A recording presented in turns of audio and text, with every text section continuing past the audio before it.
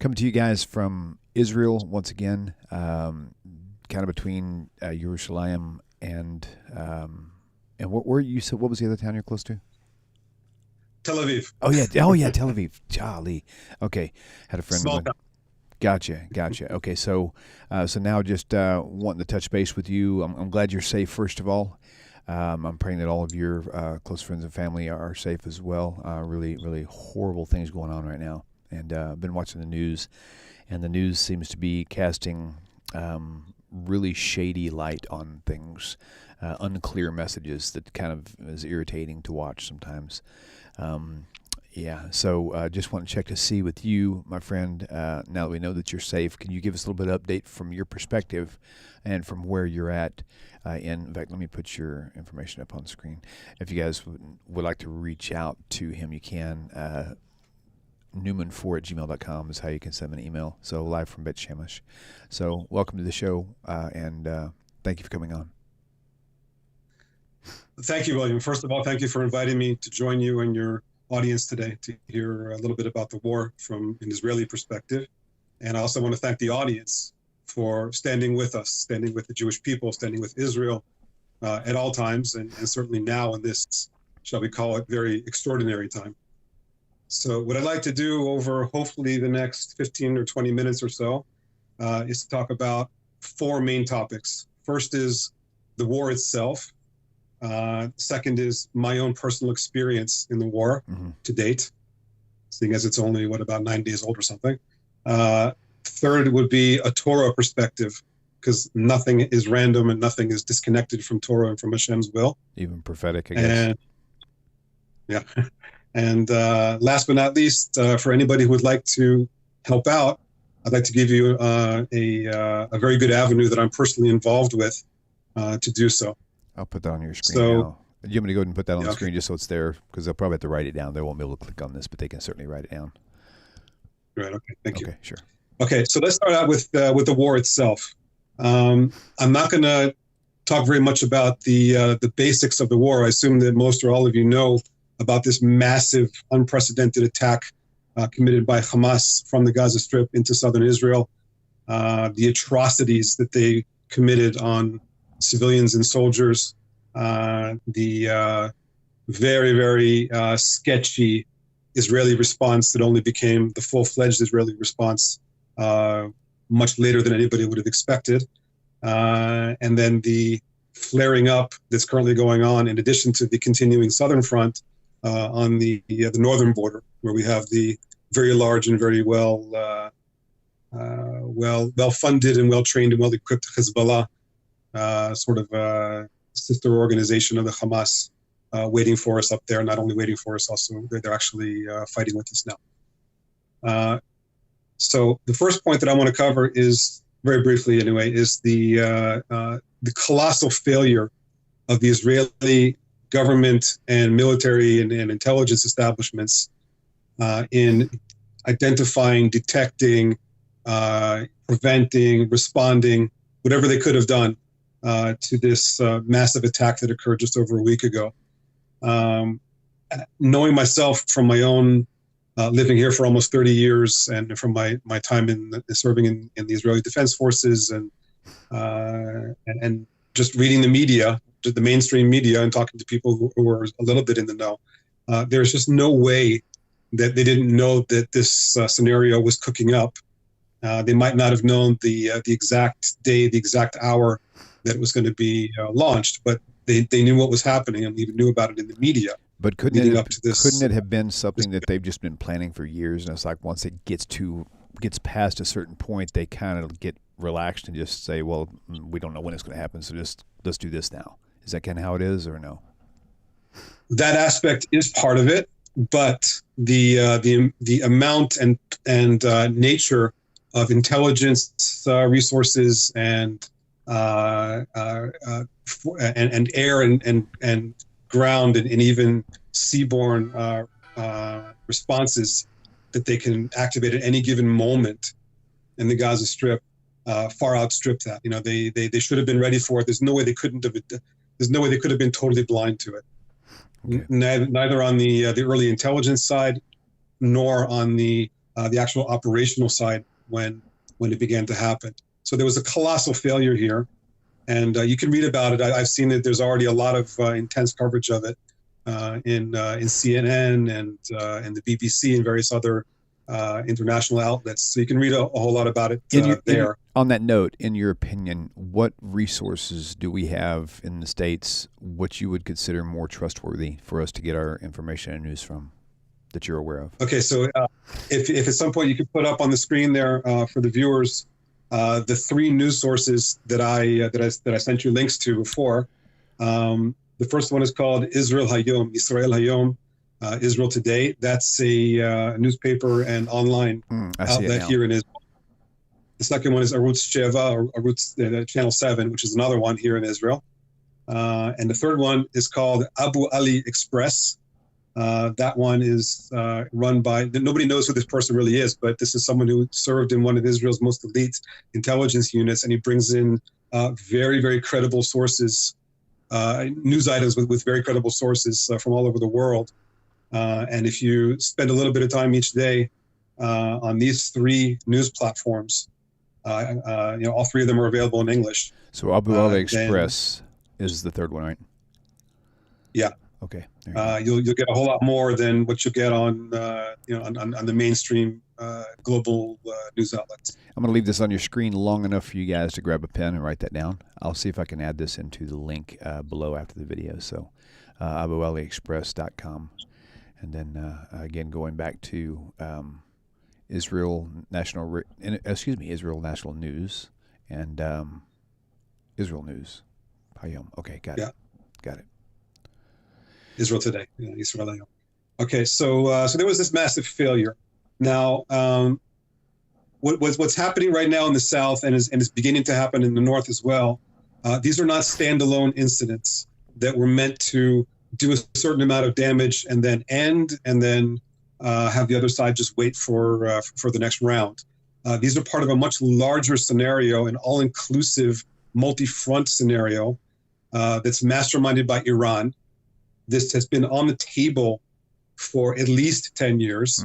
In fact, those of you who remember the massive near-war, massive military operation in 2014 that was opened with the kidnapping and murder of three teenagers, actually not far from where I live, in the Gush Etzion area, just south of Jerusalem, and that turned into, I think it was called Operation Protective Edge. It was called Tzuk Eitan in Hebrew.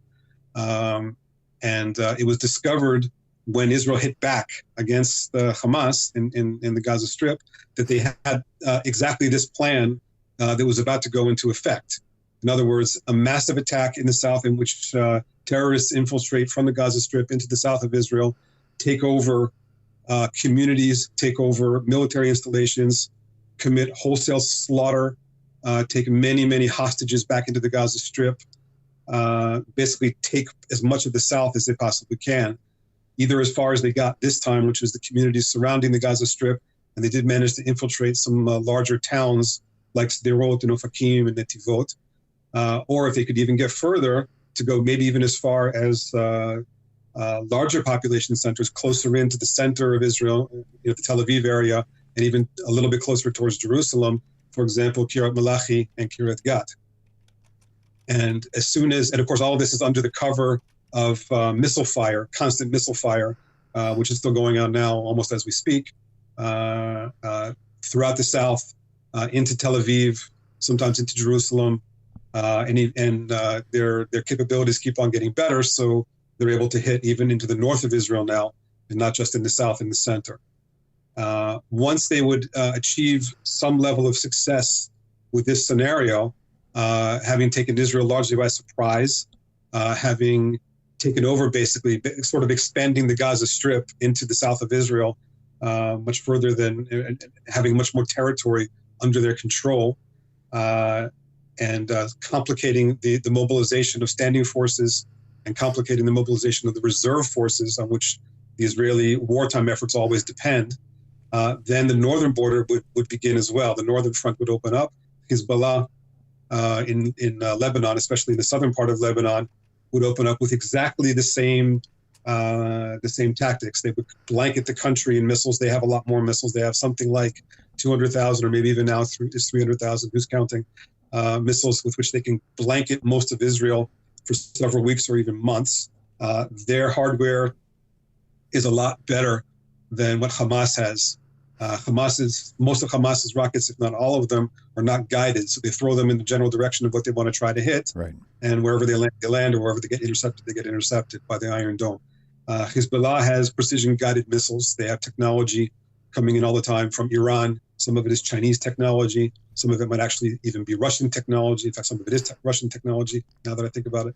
And they have a whole lot more of it. And they have all of our major electrical production infrastructure and chemical storage facilities and military and government installations. They have all of those on target, and they can hit them unless stopped or intercepted with not too much trouble.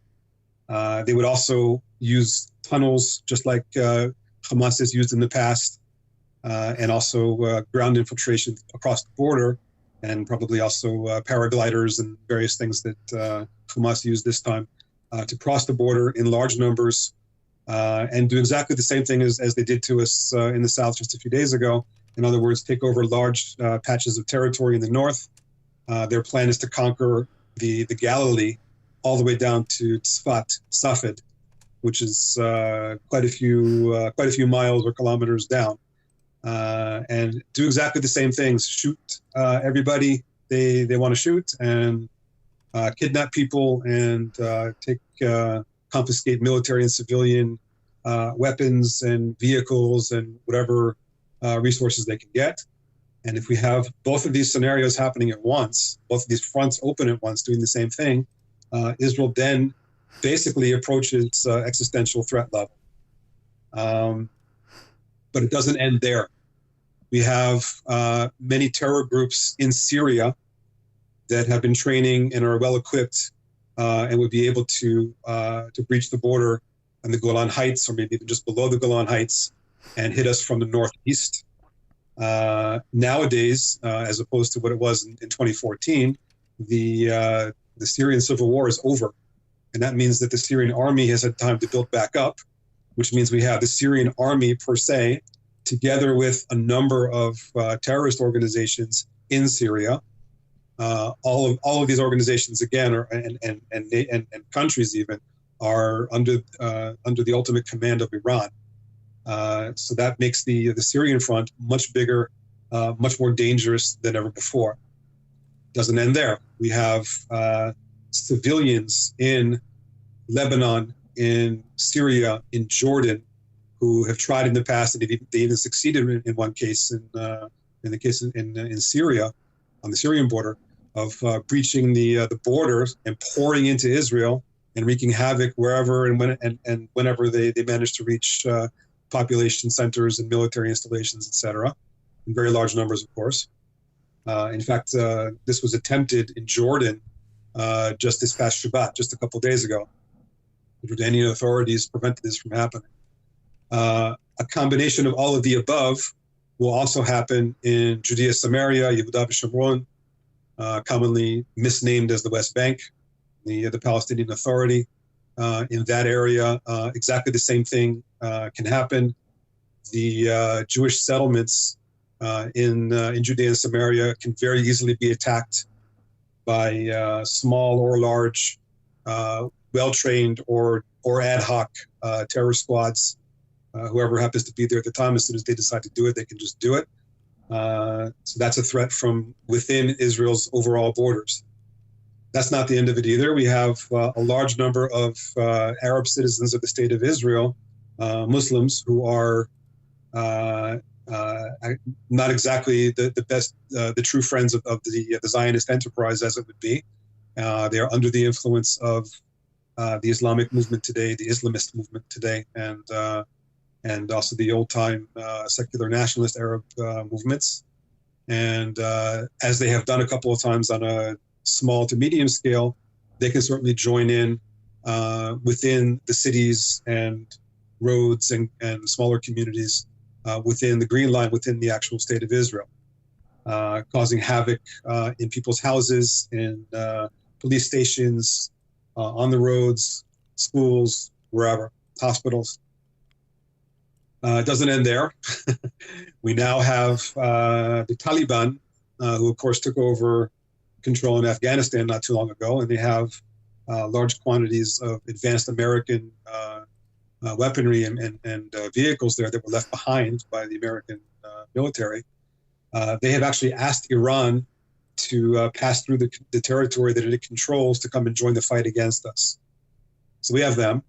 We have Iraq, which has some sort of an army. I don't know how much they've built their army back up over the past few years, but they do have some sort of a military that could be used against us, plus many terror organizations that are based there. ISIS still does exist, and there are many others like it, based partially or entirely in Iraq. And we have in Yemen, south and a little bit east of Israel, just below Saudi Arabia. Part of Yemen is controlled by the Houthi, who are Shiites, who are also under the command of Iran. And they have missiles that can hit at least the southern city of Eilat in Israel, and possibly further north from there as well. We have various terror organizations in Egypt, in the Sinai, that may be able to join in, and probably some others that I can't think of at the moment. And of course, at the end of the day, again, all this is being masterminded by Iran, and Iran has a large, strong, well-funded, well-trained, well-equipped military, of course, of its own, and various special forces and various terror organization offshoots that it can use, and that it basically is planning to use as a finishing blow. If many or all of these organizations and even states that I mentioned before do manage to bring Israel to a critical breaking point, then Iran can step in and basically try to finish off the state of Israel completely. Now, this scenario, again, has been on the table, well known in the intelligence community, in the media, for the public to know, for at least 10 years. Has been tried once, but was thwarted very early in its in that first attempt back in 2014. Has been discussed recently in the media here in Israel and abroad. And depending on how events unfold over the next few days, weeks, maybe months, this full-fledged scenario may actually come into play. In fact, just before this broadcast, I watched a little bit of the TV news here, and the IDF spokesman was saying in much clearer and more detailed terms than ever that yes, indeed, Israel is prepared and able to fight on two fronts, and if necessary, more than that, even though our army is small and is currently not in a full state of preparedness, and the country has taken a strong blow to date over the past week or so. But he is talking already in very, very open terms about this this multi-front scenario. Okay, so that's basically the full scenario that's at play here. It's not just Hamas attacking us on a one-off basis in the south. So I'd like to move now to the current status of the war in very, very brief terms, and then go to the home front. Sure.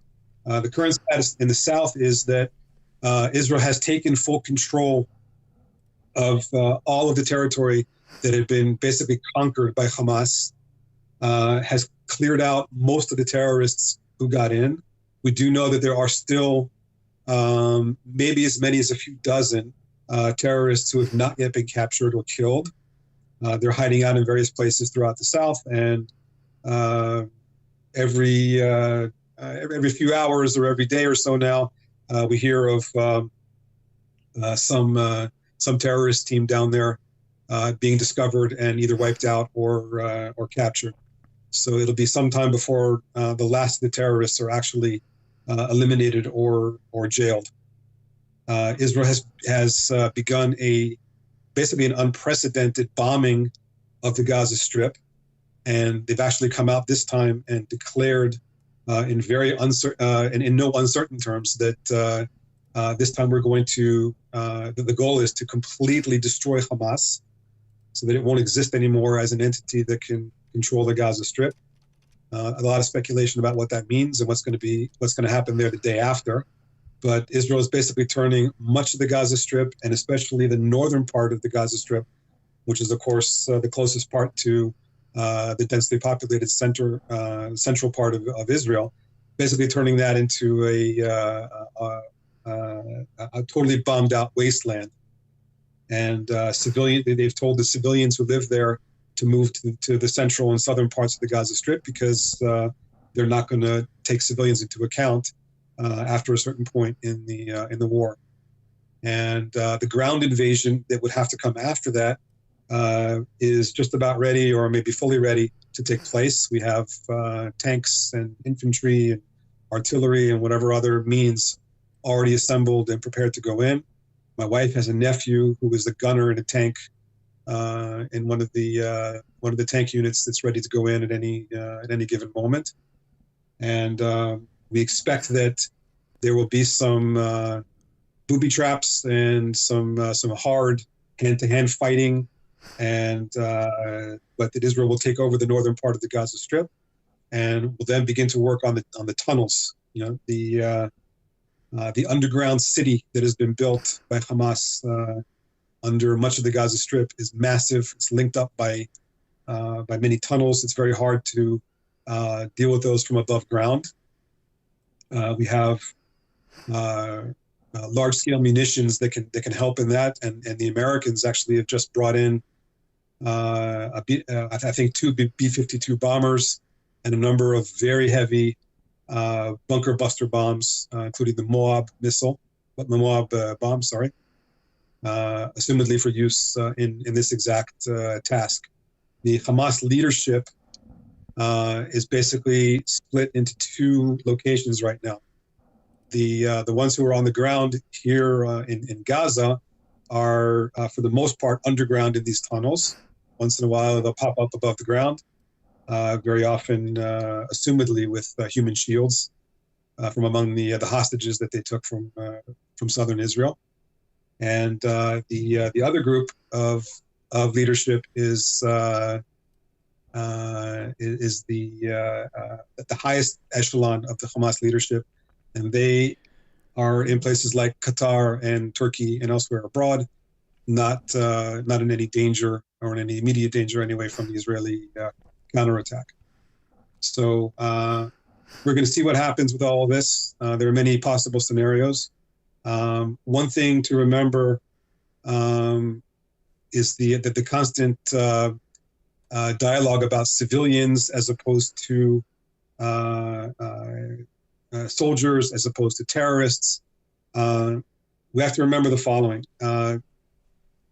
Hamas is a homegrown Gaza Strip organization. It was born there, it was bred there, it has developed into the monster that it is now in the Gaza Strip from among the Gazan population. We have to remember that in the year 2006, after the disengagement, when Israel left the Gaza Strip entirely, there were democratic elections in the Strip for local government. These were supervised. These elections were supervised by the UN, and Hamas won an overwhelming majority of the popular vote within the Gaza Strip. And this is long after, this is decades after Hamas was born, and its charter, which calls for the complete and utter destruction and annihilation of the state of Israel and all of its residents. This charter was known to everyone. It's the basis of their policy, has been from day one and still is. Nobody didn't know who Hamas is and what they're trying to do. So this is the will of the people manifested in their political leadership. Right. In addition to that, there's Hamas itself, and there's the larger or the wider sort of envelope of support of civilians within the Gaza Strip.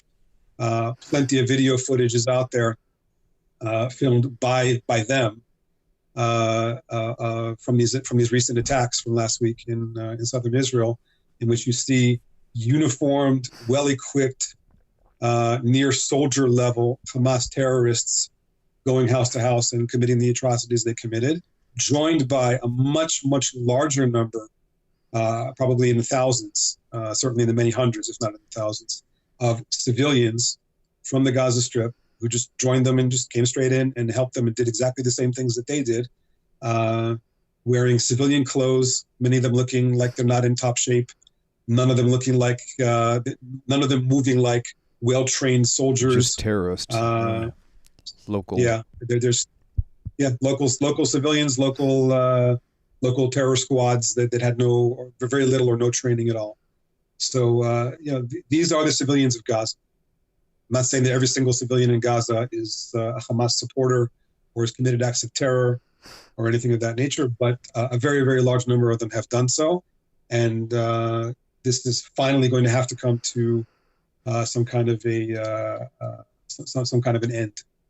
And Israel has said blatantly and is now acting in this way, where it is not taking civilians into consideration anywhere near at the same level as it has done in the past.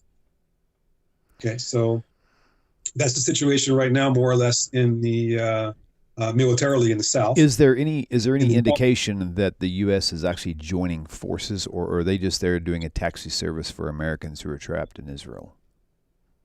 Okay, so there's one naval aircraft carrier group, which consists of the USS Gerald R. Ford aircraft carrier, plus a whole lot of destroyers and frigates and all sorts of other naval vessels that's already here. There's another one on the way, the Eisenhower, I think it is. There are two British aircraft carriers that are, of course, much smaller. But are they American active? Ones Are they actively engaging, or are they just sitting there on standby? Right. So at the moment, we don't know of any actual military activity conducted by those forces. We know that the Americans and I think also the British are supplying us with some weaponry that we didn't have before. We talked earlier about the bunker buster bombs and the B-52 bombers to carry them. Other munitions that we don't know exactly what they are.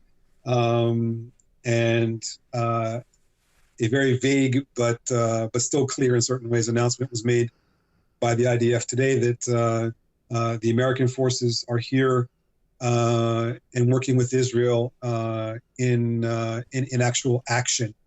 What that is, we don't know. What has been talked about is that the American forces are going to try to rescue some of the hostages in the Gaza Strip. There are a couple hundred of them altogether, and some significant number, I think it's about 20 or 30, if I'm not mistaken, have American citizenship. And if it's possible, we might see, if it's possible from a tactical perspective, we might see American forces performing rescue operations for American citizens who are being held in the Gaza Strip. President Biden has warned Hezbollah and maybe also Iran, I don't remember, that they should not get involved, because if they do, then they could be facing repercussions right there on the ground by American forces at the level of two aircraft carrier groups, which is a massive amount of firepower. Hezbollah, let's remember, has Hamas also, but especially Hezbollah has sleeper cells all over the world. Many of them in the Western countries and in Western Europe and in the U.S. I assume certainly in Canada and other countries. And as they threatened a few days ago, they can cause tremendous havoc on the domestic front in the Western countries. So it could very well be, hopefully not, but it could very well be that they will decide to begin terror attacks all over the West, including in the U.S. I'm assuming that if they do such a thing, then the U.S. forces are going to do a whole lot more than they would otherwise. But we'll have to see we'll have to wait and see what happens. Okay. So otherwise, on the northern front, what we have right now is a massive mobilization. Of course, most of the Israeli army is now mobilized, standing forces and reserve. And we have what I believe to be the bulk of them now on the northern border, preparing for war with the Hezbollah.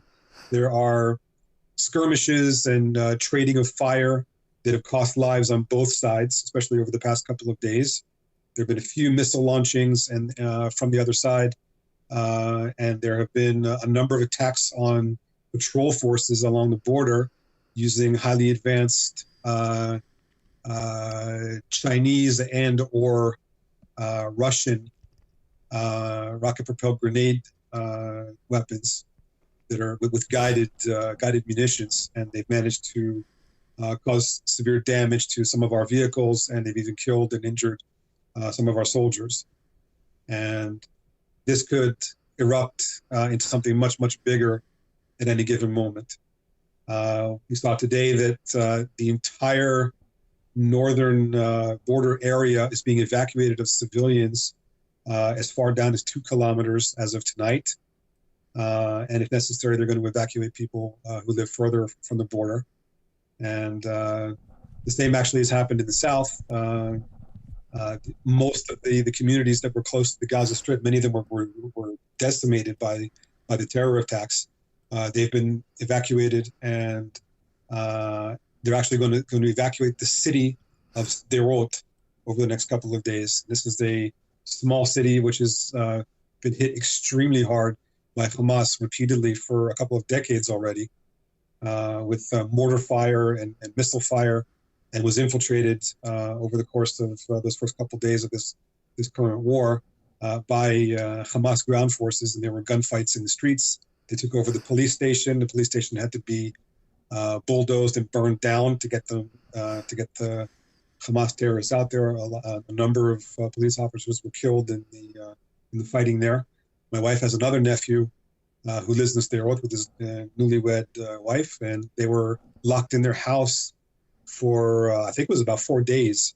They heard a lot of the firefights outside as the terrorists moved about trying to get into houses and kill people, and as the army and police pursued them and engaged them in many gunfights. And they killed many terrorists in the city of Sderot. So that city is now being evacuated.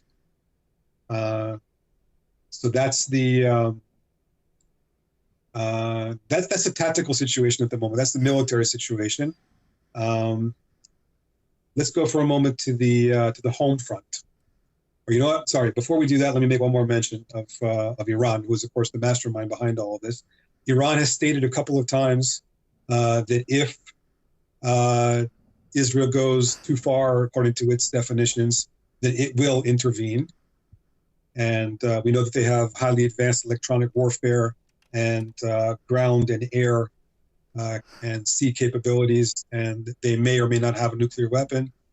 I don't know how much stock to put in the various reports that we keep on hearing that they're 40 days away from having a nuclear device, or they're 2 days away, or they're a month away, or whatever it may be. Who knows? They may already have nuclear weapon capabilities, but they've already said at least twice that I heard that they will get involved should it become necessary from their point of view. Okay, so now let's skip back again to the home front.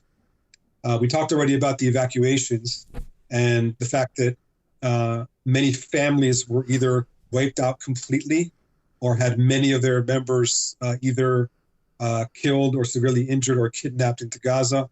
Being kidnapped into Gaza might very well be a death sentence for anybody who goes through that experience.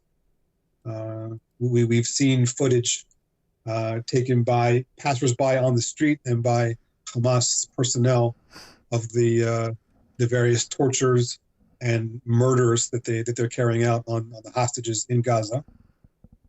So there are families that have people who are killed, people who are kidnapped, people who are under severe post-trauma, psychological stress and trauma. The whole country's under stress and trauma because of the intensity and the horror of what's going on here. We're a small country, and there are very few people here who don't have some sort of relative or a friend or a colleague or friends of neighbors or whoever who have been directly affected by all of this. So the people who were evacuated from the south and are now being evacuated in smaller numbers from the north are being housed temporarily, mainly in hotels paid for by the state. And there are relief efforts going on for them as far as education and therapeutic activities for the children, and psychological assistance and material assistance for those who need it, and so on. In fact, I work for an organization which we'll talk about at the end of our time here that is doing this, and we're actually looking for additional support, financial support, in assisting these people who were evacuated from their homes after going through this incredible trauma, and also in addition to them, people have decided to stay in these communities that are still under threat and need some help. So that's the status of the people who were hit by this directly. As far as the morale in the country, I think there are basically two main points. One is that the entire country has lost faith in its leadership, whether political or the top echelons of the military. But on the other hand, our spirit is very, very strong. Everybody across the board seems to understand the scope and the urgency of what's going on here, and the need to act with very, very strong and decisive measures against the enemy. And the word enemy was taboo in Israel for many, many years, basically since the Oslo agreements in 1993 and 1994. And it's now coming back into use.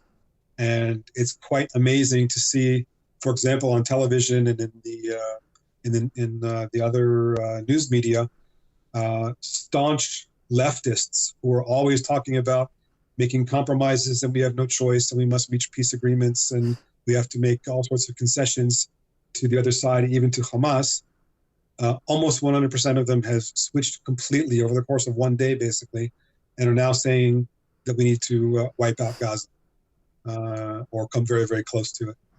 So the morale in the country among the people is very, very high.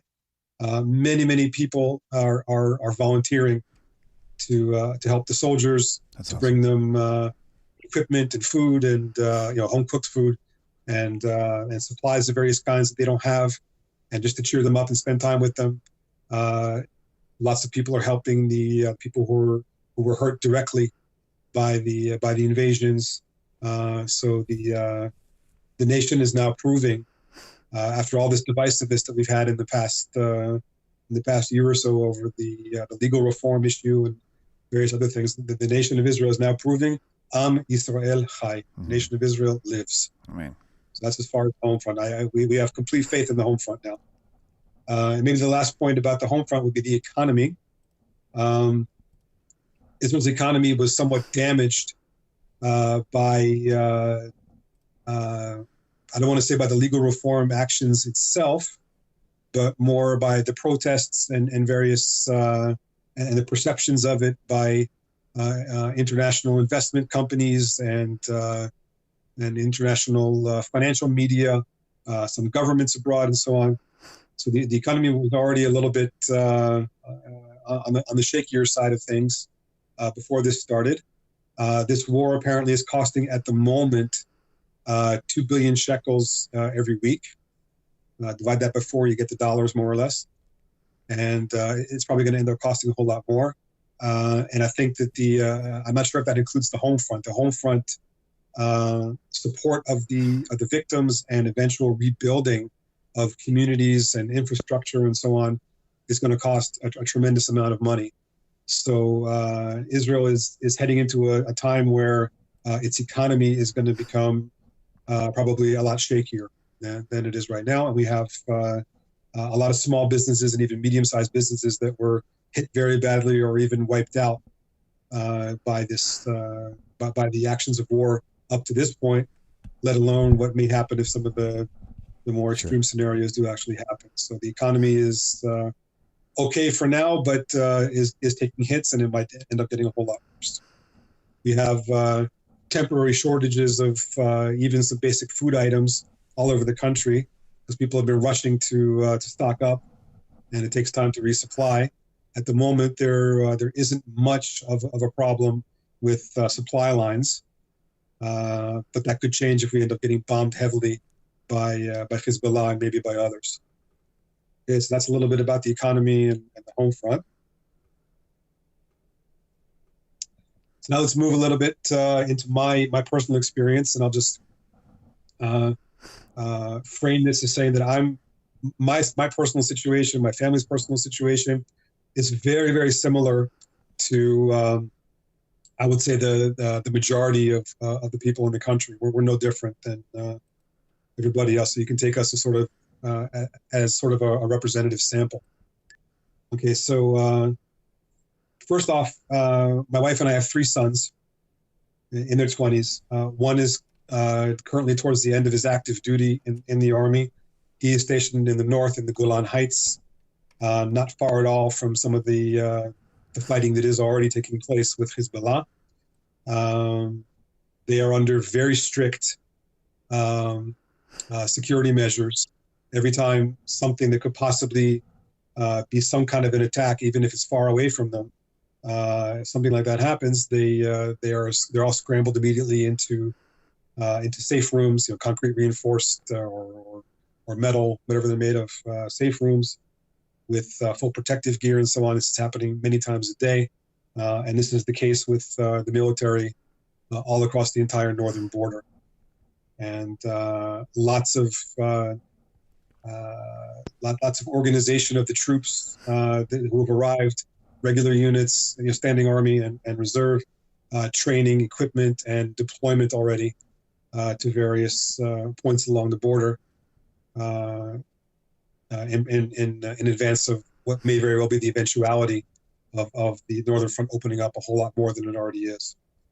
My two other sons are a little bit older than he is, and they already finished their service. Neither of them have been called at this point for reserve duty, but they become so frustrated with the situation, they want to do something, that both of them have asked to be called up into reserve duty, and they're waiting for the various arrangements to be made. And one of them is married. He's been married for about 2 years, and the other one is scheduled to get married. He's engaged, scheduled to get married in just a couple of months. But the importance of doing something to help is so great that they themselves, of their own volition, have decided to volunteer for reserve duty. That's awesome. My wife has. Sorry. I said, no, that's very noble, very awesome that they're doing that. Yeah. And my wife has a number, like I mentioned before, my wife has a number of nephews and a niece who are in active duty right now, and she has a brother who was called to as reserve duty. A couple of these people are in frontline, high danger positions, ready to be brought into action, whether infantry or armored. We have neighbors who have as many as 3 sons who are on active duty in combat units, infantry units on the border, whether the South or the North or both, all at once. This, of course, puts tremendous strain on the families at home, because as much as everybody wants to help and wants Israel to win and wants to take part in it, at the end of the day, soldiers on the front are obviously susceptible to getting killed or injured, and that causes just a tremendous psychological and emotional disruption for anybody who has children on the front. One of my sons had served a couple of years ago in the army with someone who was kidnapped into the Gaza Strip. And a lot of my colleagues, and a number of my colleagues at work, have at least neighbors who have relatives who were kidnapped if not family members themselves. That's something which is extraordinarily difficult to deal with. Here in my city, in the city in which we live, Beit Shemesh, which again is located about halfway between Jerusalem and Tel Aviv, as far as soldiers from the city or from the kibbutzim and moshavim that immediately surround our city, we've lost. I just found out today about another one. We've lost 9, or maybe it actually might be the 10th. I've lost count already. We've lost 9 or 10 of our local sons here killed in action, some of them under heroic circumstances. And we have 2 or 3 of them were actually acquaintances of 1 or 2 of my sons. One of my sons went to one of the funerals. And there's also a young woman from our city who was captured into the Gaza Strip. She was apparently hit in the head very hard by one of the Hamas terrorists with the butt of his gun, apparently severely injuring her. And she was brought into the Gaza Strip. And from what the newspaper says, she is in the hospital in the Gaza Strip in very serious condition, probably with some kind of a very severe head injury. So that's sort of a quick look at the human side of it, just from our perspective here. And again, we're very representative of just about everybody in the country at this point. Another aspect, of course, is the missiles. The entire southern region, as always happens in these rounds of violence, as they call them, with the Gaza Strip, are being pummeled all the time with rocket fire. And my wife has a number of relatives who live close in there. And so they're constantly under fire. They're spending an awful lot of time in their safe rooms. Some of them have left temporarily just to have a breather from being pounded all the time with missiles. We in Beit Shemesh are shot at once in a while. We had one just a couple of hours ago, actually. We had one incident where I think it was 4 missiles landed or were intercepted in our immediate area. One of them landed in an open area, was not intercepted because it wasn't threatening a populated area, about a 10-minute drive from our house.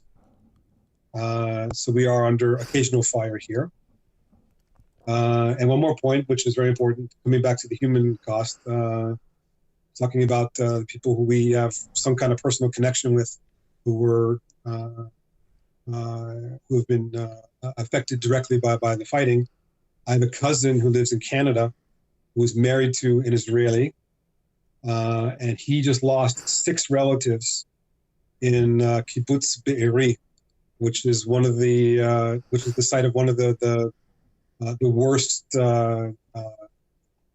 incidents of atrocity throughout these past few days. Apparently, the grandmother of the family and the 2 smallest children survived, and they are now being hosted at a hotel near the Dead Sea.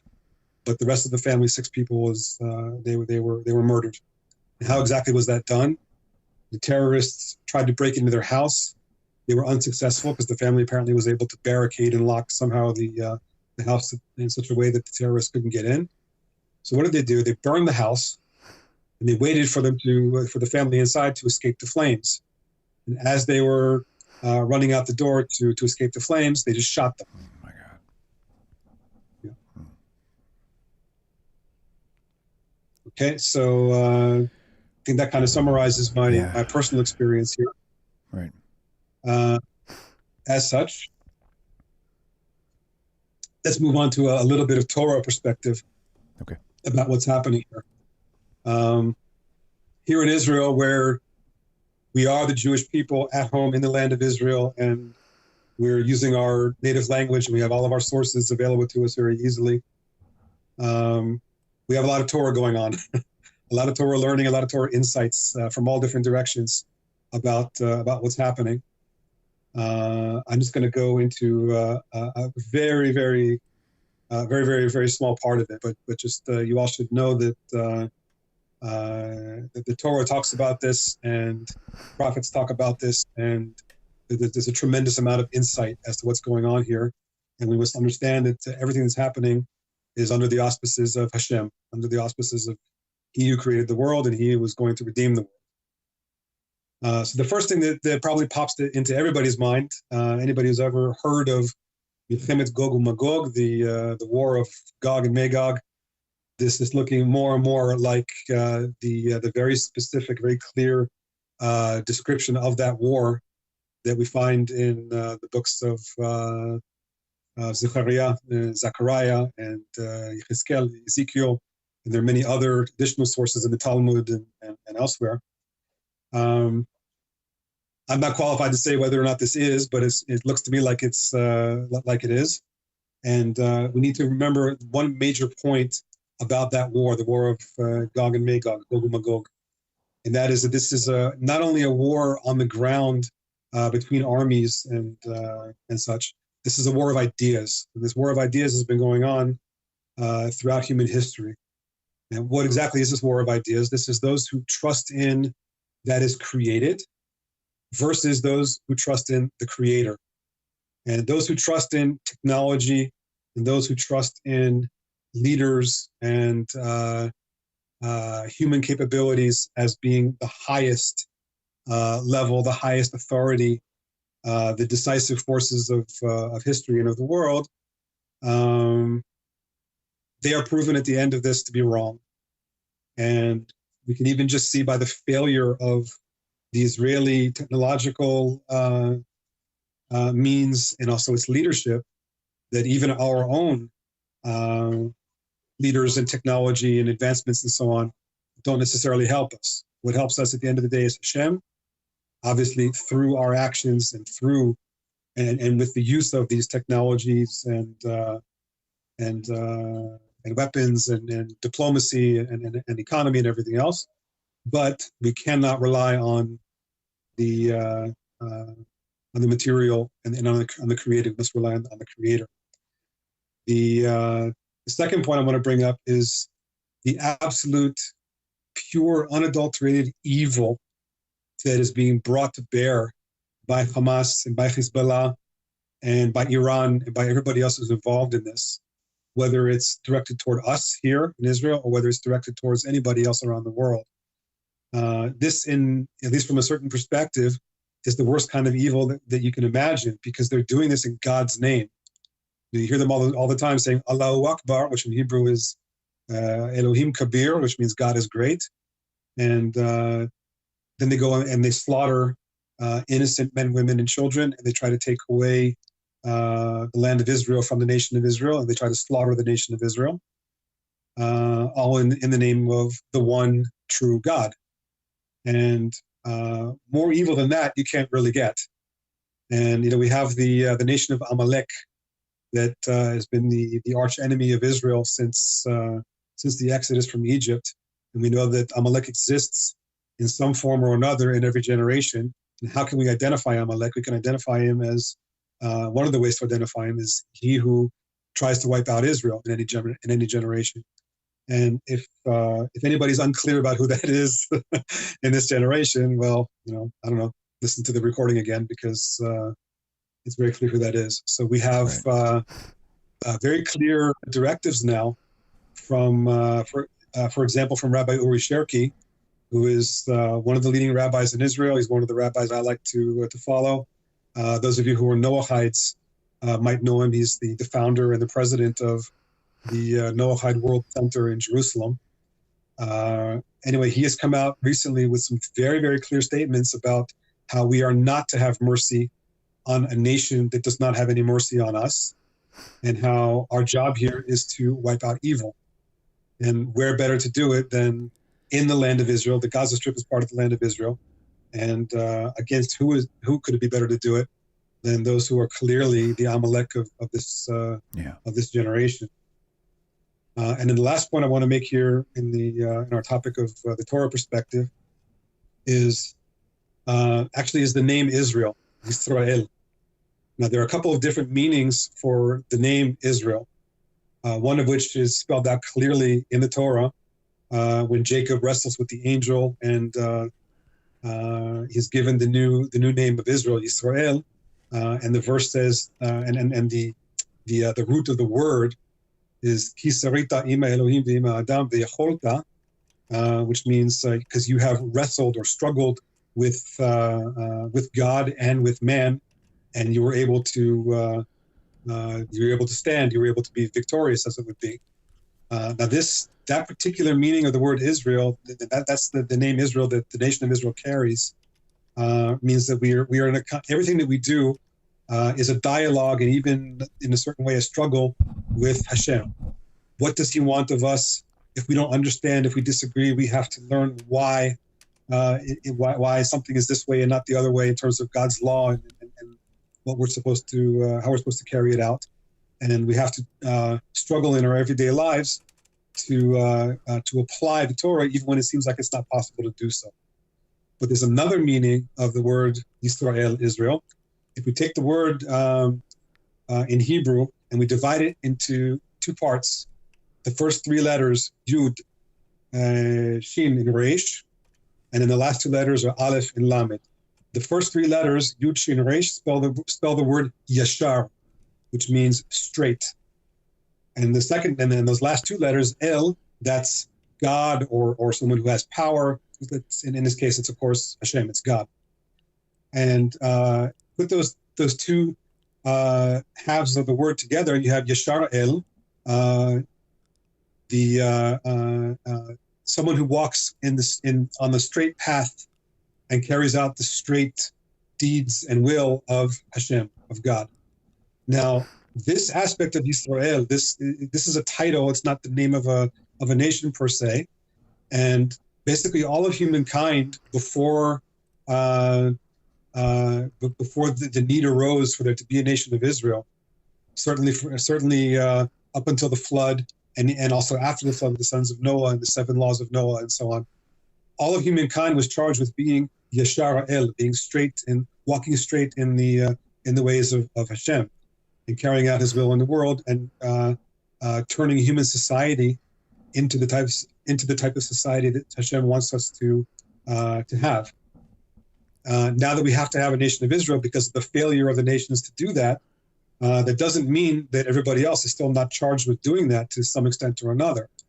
And this is the time, in my opinion, for the nations of the world, the non-Jews, the Gentiles, to really step up and become in full Yashar El, stand up for what's right, stand up against the evil, stand with the nation of Israel, with the state of Israel, with anybody else who is actually actively fighting evil in all of its forms, whether in this current war or anywhere else in any other format, wherever you are.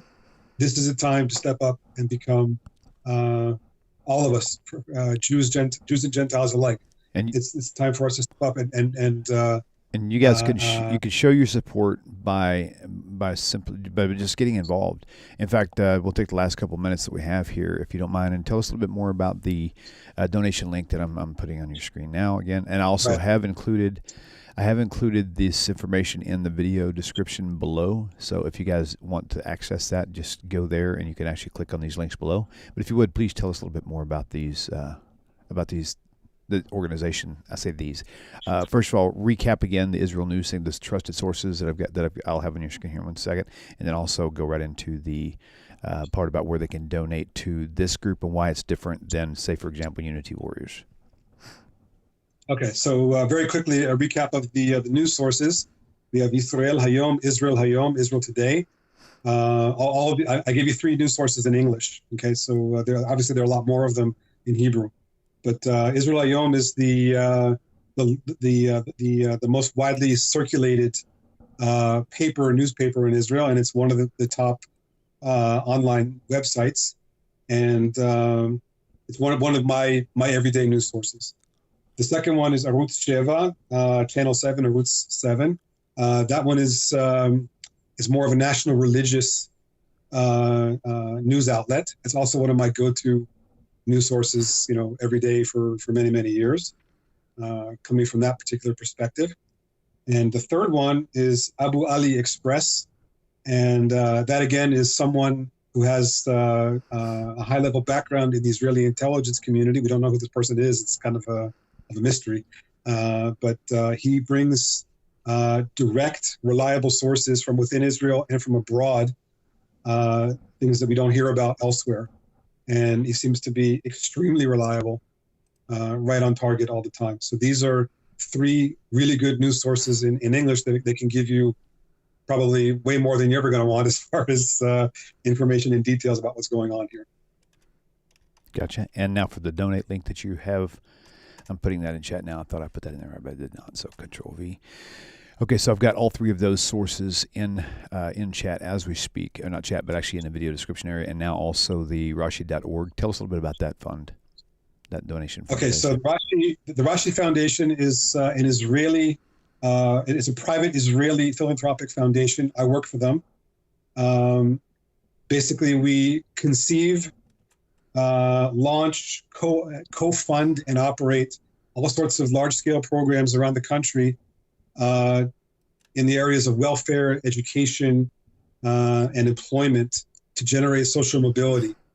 We're exactly in what's called the socioeconomic periphery, which is either geographic areas or social areas of the country where people are at, where large numbers of people are at a significant disadvantage in trying to get ahead. In times of emergency, the Rashi Foundation acts on an emergency basis. As such, during a few days ago, we established an emergency fund to help the victims of the war. And there are a number of things that this fund is going to do, as has already begun to do. The main ones are providing schooling, education, therapeutic activities, and so on for the children and the youth who have been evacuated from the locales near the Gaza Strip, and also now from the north. Many of these, or really all of them, have gone through tremendous stress and trauma, and need to be kept busy with school activity, and also we're having a missile attack now. If you can see on my screen here, in Ramat Gan, right near Tel Aviv. Gotcha. Okay, so they're providing educational and therapeutic activities for the young people who have been displaced. Doing very similar for the young people who have remained in their communities that are close to the front lines, that are still in danger. We have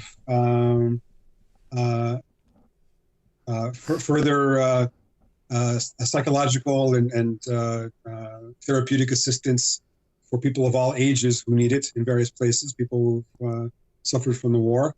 We have material needs in rebuilding and re-equipping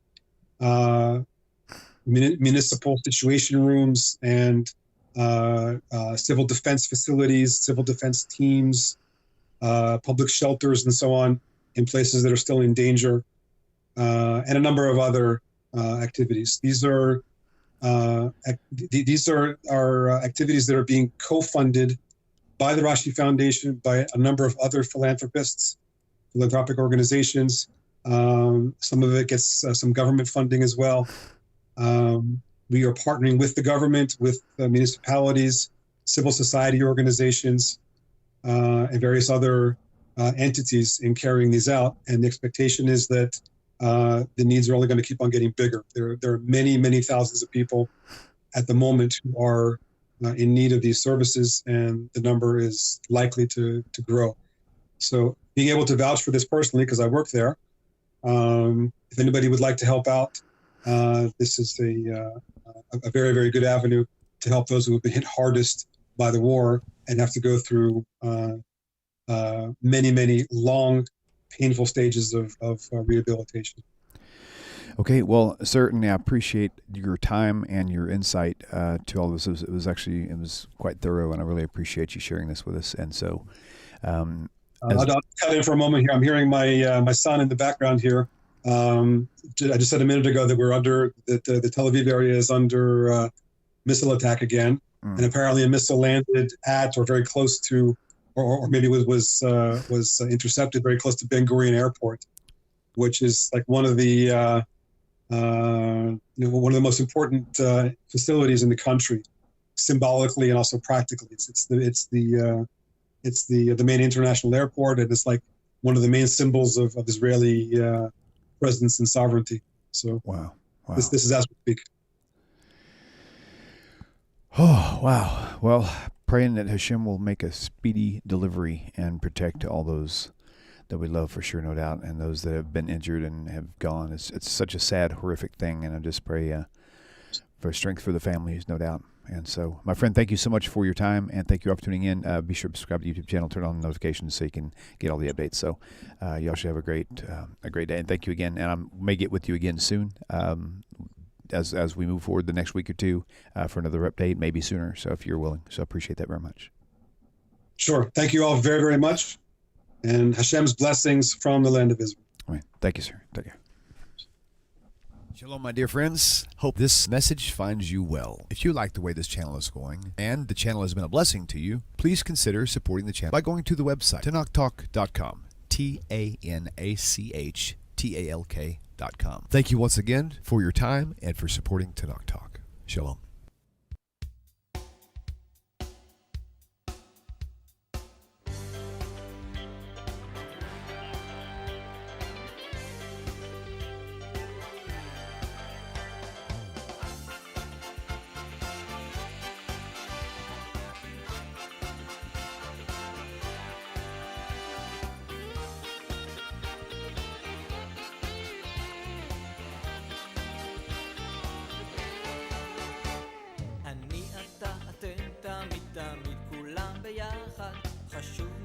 חשוב והכרחי להיות ביחד. איפוק זו העוצמה, ויתור זו הגדולה, השאיפה